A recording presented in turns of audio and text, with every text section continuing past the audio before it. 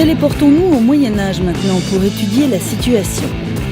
Nous sommes au XIIIe siècle. Le Languedoc vient de connaître plusieurs décennies d'expansion économique et démographique. Il est passé sous la coupe des rois de France. Si nous regardons le massif des garrigues de Nîmes et les voies de communication qui permettent de relier cette partie de l'Uzège à Nîmes, au sud, nous nous rendons compte qu'il n'existe qu'un seul pont routier, le pont Saint-Nicolas. Construit par les frères pontifes, maîtres des techniques de construction des ponts, technique gardée secrète et prétendue inspirée par le Créateur, le pont Saint-Nicolas vient ici se substituer à un gué où débouchait la seule vraie voie de traverse du massif. Revenons au pont du Gard maintenant. Au XIIIe siècle, le pont du Gard appartient au roi de France qui va le céder au comte d'Uzès lors d'un échange de biens.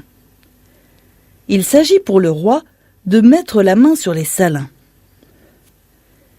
La lecture de l'acte d'échange va nous apprendre que le pont du Gard était devenu le lieu de perception d'une taxe de passage, autrement dit, d'un péage.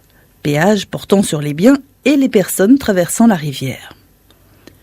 Le pont du Gard avait donc aimanté la traversée de la basse vallée de l'Alzon en direction d'Uzès et de Remoulins. On observera d'ailleurs l'abandon de 2 petits villages, Mareillac et Saint-Caprais, localisés sur l'axe de pénétration situé plus au nord, utilisant l'ancienne voie romaine. Le pont du Gard est devenu un pont routier. Mais comment cela a-t-il été possible, puisque le pont du Gard n'a pas été prévu pour cela ? Aucune voie de passage n'était possible, sinon sur la cime du pont. Il est difficile d'imaginer que les marchandises aient été montées à dos de mule si haut.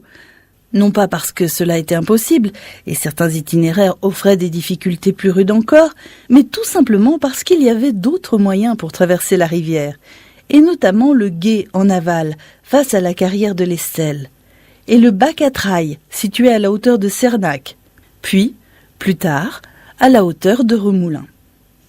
La solution à ce problème logique nous est donnée par une des plus anciennes représentations du pont du Gard que l'on possède, celle de Poldo d'Albénas. Comme vous pouvez le voir ici, des échancrures avaient été pratiquées dans les piles du premier étage pour permettre le passage à des mulets bardés de leur cargaison. Ce creusement des piles avait été réalisé sur la façade amont de l'édifice, celle qui regarde du côté du château de Saint-Privat. On le voit donc, le pont du Gard est devenu un pont routier et c'est cette nouvelle fonction qui permit sa préservation jusqu'à nos jours.